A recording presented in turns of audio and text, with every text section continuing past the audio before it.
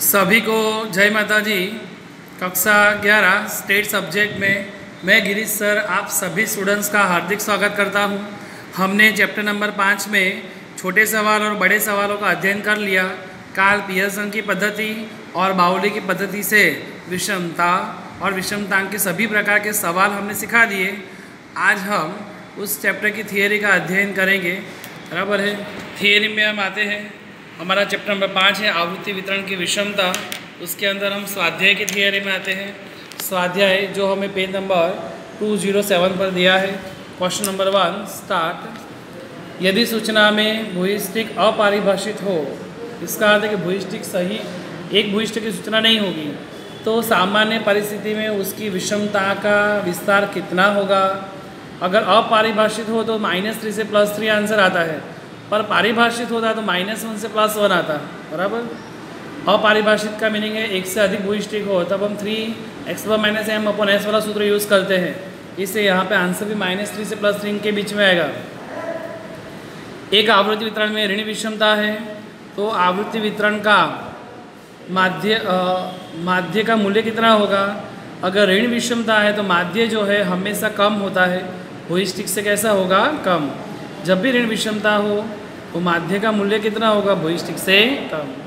दो वितरण में माप निम्नानुसार उस पर से निम्नलिखित में से कौन सा विधान सही है। वितरण 1 माध्य मध्य का प्रमा विचलन है। माध्य मध्य का और प्रमा विचलन दिया है। क्या है कि फर्स्ट में कहा है कि 1 और 2 दोनों समान है। 1 और 2, एक यह 2 की अपेक्षा विषम वाला है, एक या 2 से कम विषम वाला है। ये कुछ नहीं कहा जा सकता। तो सबसे पहले तो हम इसका जे निकालेंगे तो पता चले। जे का सूत्र क्या था, 3x - m/s। x बार कितना है, 44, m माने मध्य का 48 अपॉन s में है 20। गुणा भाग की आंसर है -0.6। ठीक वैसे ही 2 का भी गुणा भाग करेंगे तो -0.75। इन दोनों में से 0 किससे नज़दीक कौन है, 0.6 नज़दीक हुआ, माने 0.60 है ये। तो ये इससे 0 से नज़दीक है, तो ये कम विषम हुआ। कौन सा, फर्स्ट। तो लिखेंगे तीसरा वितरण 1 यह वितरण 2 की अपेक्षा कम विषम वाला है। कैसा है वो, कम विषम वाला। थर्ड, निम्नलिखित 3 आवृत्ति वितरण के लिए केंद्रीय स्थिति के माप दिए गए हैं। तीनों आवृत्ति वितरण का एक भूयिष्ठकीय है। ये तीनों आवृत्ति वितरण किस प्रकार की विषमता वाले हैं उसे बताइए। माने वितरण A, B और C में इसमें भूयिष्ठिक माध्य से छोटा है, माने माध्य बड़ा है, भूयिष्ठिक छोटा है।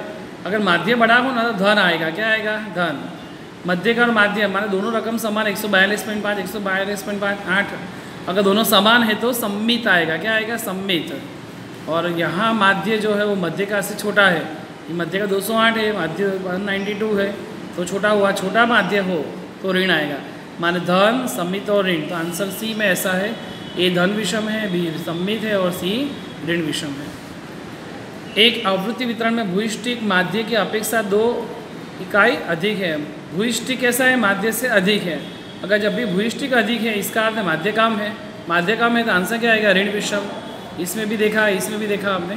छठा, आवृत्ति वितरण में यदि Q3 + Q1 = 60 तथा m = 60 हो तो विषमता के लिए कौन सा विधान सत्य है। तो Q3 + Q1 = 60 होता है, तो 2m कितना होता है वो देखेंगे। 2m माने m का 30 का भी 2 से गुणा करो, 30 × 2 तो 60 हुआ। माने Q3 + Q1 बराबर भी 60 है और 2m बराबर भी 60 है। दोनों 60 से समान है, तो आवृत्ति वितरण कैसा होगा, सम्मित। आवृत्ति वितरण में सम्मितता वाले है। साधारण असम्मित आवृत्ति वितरण में असम्मित जब भी हो तो 1/3 आंसर आता है, 1/3। ऋण विषम आवृत्ति वितरण हेतु कौन सा विधान गलत है। तो ऋण में क्या होता है, आवृत्ति वक्र का सिरा बाईं ओर या बाईं ओर और अधिक लंबा खींचा हुआ होता है, ये गलत है। 9वां, सम्मित आवृत्ति वितरण का एक विधान सच। तो एक सूत्र है ऐसा, Q3 = 2m - Q1। क्या सूत्र है सम्मित के लिए, सम्मित हो तो Q3 = 2m - Q1। बराबर है। यहाँ पे है m - x = 1 -1/2 × s हो तो जे का मूल्य क्या होगा, 3/2 होगा। जे कितना होता है, तो 3/2। ऋण विषम आवृत्ति वितरण में और धन विषम आवृत्ति वितरण में केंद्रीय स्थिति के कौन से माप का मूल्य सबसे अधिक होता है। भूइष्टिक और माध्य अधिक होते हैं। आवृत्ति वितरण x का विषमतांक -0.99 हो और y का 0.90 हो तो कौन सा वितरण अधिक विषम गिना जाता है? बराबर, अधिक कौन सा होगा? तो जो बड़ा होगा वो अधिक विषम होता है। माना x अधिक विषम है, 99 अधिक है 90 से, इसलिए वो अधिक है। 13वां, निम्नलिखित में कौन सा विधान गलत है बताइए। तो विषम आवृत्ति वितरण में भूइष्टिक के दोनों और समान अंतर पर आए अवलोकनों की आवृत्ति समान रूप से, अगर विषम है तो समान तो कहीं कुछ भी नहीं आएगा, माने समान अंतर पर अवलोकन या समान रूप से वितरित हो ऐसा होगा ही नहीं, क्योंकि ये तो विषम है, इसलिए ऐसा नहीं हो सकता, इसलिए विधान गलत है। कौन सा विधान सच है बताइए। मध्यका से अंतिम चतुर्थकों का अंतर के मूल्य सममित आवृत्ति में समान होते हैं। मध्यका से अंतिम चतुर्थकों का, हाँ माने यहाँ सब समान होते हैं। सममित में मध्यका से अंतिम चतुर्थकों का अंतर सममित में कैसा होता है? समान ही होता है। ये हमारे सेक्शन 1 का आंसर हुआ। 1 से 3, 4 से 7, 8 से 12, 13 और 14। सेक्शन बी, क्वेश्चन 1, विषमता अर्थात क्या? तो विषमता अर्थात क्या पेज नंबर 174 पर है, तो देखते हैं पेज नंबर 174 पर लिखा है विषमता किसे कहते हैं। पेज नंबर 174 लिखा है आवृत्ति वितरण में सममितता का अभाव को विषमता कहते हैं। किसे कहेंगे? आवृत्ति वितरण में सममितता का अभाव हो तो उसे विषमता कहते हैं। नेक्स्ट, सममित आवृत्ति वितरण आप किसे कहेंगे? 172 पेज नंबर 172 पर देखते हैं। तो पेज नंबर 172 ऊपर लिखा है सममित आवृत्ति वितरण किसे कहेंगे? समष्टि के अवलोकन भूइष्टिक मूल्य के दोनों ओर समान रूप से वितरित हुए हो। किसके अवलोकन? समष्टि के अवलोकन भूइष्टिक मूल्य के दोनों ओर समान रूप से वितरित हुए हो, ऐसे आवृत्ति वितरण को सममित आवृत्ति वितरण कहते हैं।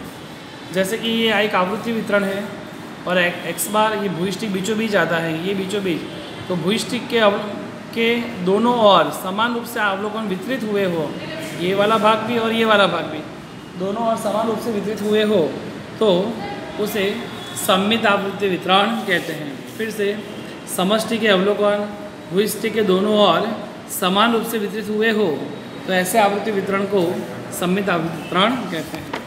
नेक्स्ट, तीसरा, आवृत्ति वितरण में विषमता है ऐसा हम कब कहा जाता है? आवृत्ति वितरण में विषमता है ऐसा कब कहा जा सकता है? पेज नंबर 172 पर इसका आंसर है 172। तो लिखने का वितरण का वक्र सामान्य रूप से घंटाकार स्वरूप का ना हो।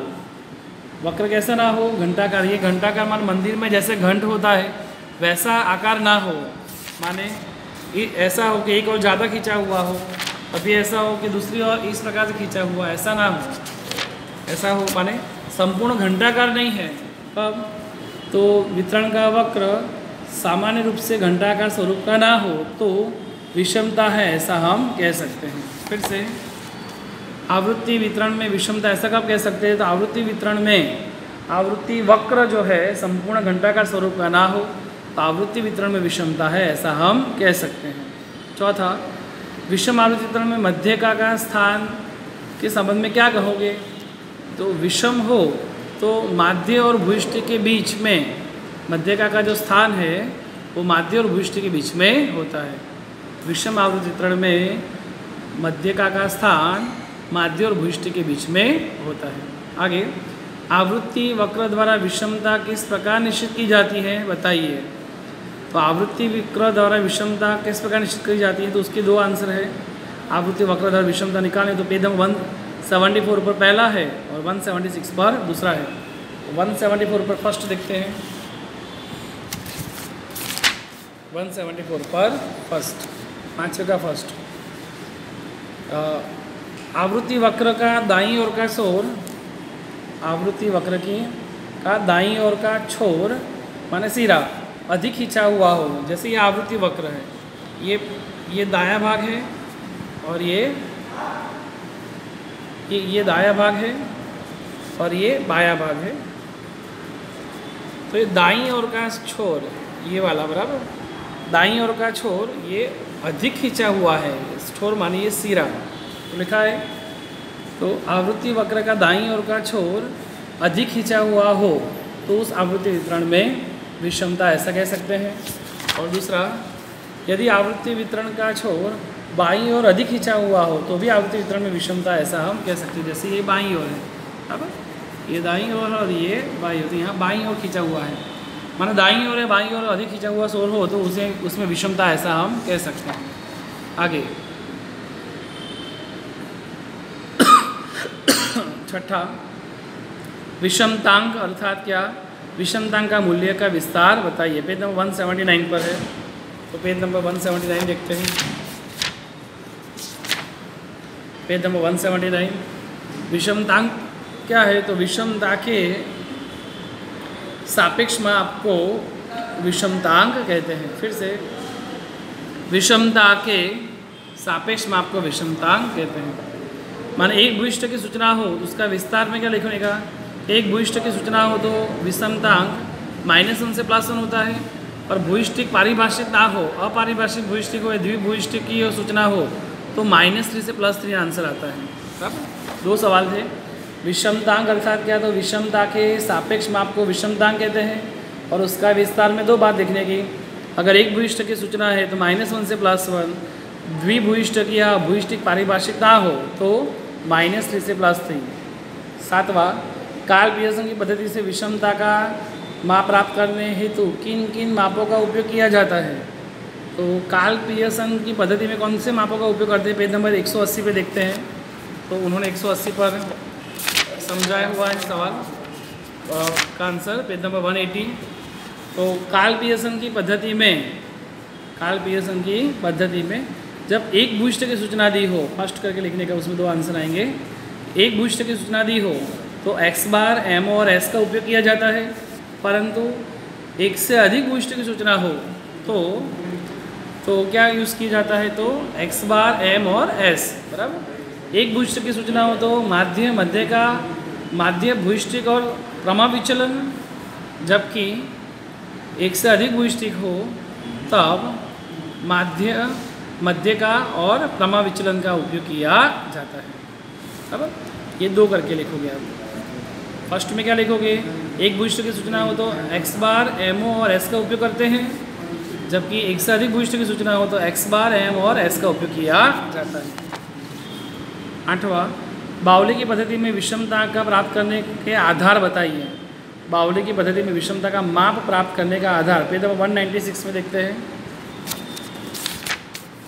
तो क्या आधार पेज नंबर 196 में लिखा है कि विषम आवृत्ति वितरण में, कौन से विषम आवृत्ति वितरण में दोनों चतुर्थक Q1 और Q3 ये जो है वो मध्यका से समय अंतर पर नहीं आए हुए होते, समान अंतर पर आए हुए नहीं होते। समय पर समान आना चाहिए, यहाँ पे क्या आना चाहिए? समान। फिर से, जिस आवृत्ति वितरण में दोनों चतुर्थक Q1 और Q2 ये मध्यका से समान अंतर पर ना आए हुए हो तो उसमें विषमता ऐसा हम कहेंगे। सब। 9वां, किस पद्धति से ज्ञात किए गए विषमतांक का मूल्य अधिक विश्वसनीय है? तो कार्ल पियर्सन की पद्धति। कौन सी अधिक विश्वसनीय है? तो कार्ल पियर्सन की पद्धति। नेक्स्ट, विषमतांक सापेक्ष माप है या निरपेक्ष माप है? कारण बताओ। तो विषमतांक वो सापेक्ष माप है। क्यों? क्योंकि वो इकाई से मुक्त है, मान उसे माप नहीं सकते हैं। फिर से, सापेक्ष है या कि निरपेक्ष? तो सापेक्ष माप है क्योंकि इकाई से वह मुक्त है। 11वां, जब खुले सिरे वाला आवृत्ति वितरण हो तथा एक से अधिक भूयिष्ठिक हो तो विषमतांक की गणना किस सूत्र द्वारा की जाती है? तो 2 सवाल है। पहला क्या है? जब खुले सिरे वाला आवृत्ति वितरण हो, अगर खुले सिरे वाला आवृत्ति वितरण हो तो बाउली की पद्धति आती है, और आप तो जानते ही हो बाउली की पद्धति में जे का सूत्र है Q3 + Q1 - 2m upon Q3 - Q1। फिर से, J = Q3 + Q1 - 2m upon Q3 - Q1। जबकि एक से अधिक भूयिष्ठक दिए हो तो m वाला सूत्र आएगा J = 3x बार - m अपॉन s, 3x बार - m अपॉन s। आगे, असमवर्ग लंबाई वाला आवृत्ति वितरण में कार्ल पियर्सन की पद्धति में विषमता का मूल्य का विस्तार कितना होता है। तो असमान आवृत्ति वितरण असमान वर्ग लंबाई हो तो आंसर आएगा -3 से +3 के बीच में, -3 या +3 के बीच में। एक आवृत्ति वितरण के तीनों चतुर्थक में छोटा होगा Q1, बड़ा उससे बड़ा M और सबसे बड़ा Q3। तो वह आवृत्ति वितरण किस प्रकार का है, तो पहले लिखना पड़ेगा Q3 + Q1 कितने होता है, तो Q3 42 और Q1 36 = 17 होते हैं। जबकि M में 2M देखने का, 2M माने M 40 दूनी 80, माने Q3 + Q1 जो है वो M से कैसे हैं, छोटे हैं, 2M से कैसे हैं, छोटे। अगर छोटे हैं तो ऋण विषम आंसर आएगा। अब ऐसा ध्यान रखने का, Q3 + Q1 जो है वो 2M से छोटे हो तो ऋण आएगा, अगर 2M बड़े हो तो धन आएगा। यहाँ पे क्या आता है 78 80 से छोटे, इससे ऋण विषम आएगा आंसर। इतनी गणना करना आप सभी स्टूडेंट्स। आगे 14 नंबर का question, Q3 - Q2 < Q2 - Q1 माने मध्यका से कम है, अगर मध्यका से कम हो तो क्या आंसर आना चाहिए, ऋण। आंसर आएगा ऋण विषम। एक सूचना का आवृत्ति वितरण का माध्य उसकी मध्यका से 2 जितना कम है, माध्य मध्यका से कम है, माध्यका माने M - 2 माने -2 है तो -2 है तो माइनस है तो आंसर क्या आना चाहिए, ऋण। तो वैसे भी M को अंदर ले तो x बराबर माइनस है बराबर -2 तो ऋण ही आंसर आएगा। एक सूचना हेतु Q3 + Q1 125 है, जबकि 2M देखते हैं तो 62.5 का 2 से गुणा करेंगे तो 125, माने Q3 + Q1 भी 125 और 2M बराबर भी 125, दोनों समान है। तो क्या है, विषमता के बारे में क्या कहा जा सकता है, तो यहाँ विषमता है ही नहीं, माने विषमता कैसी है, शून्य, क्योंकि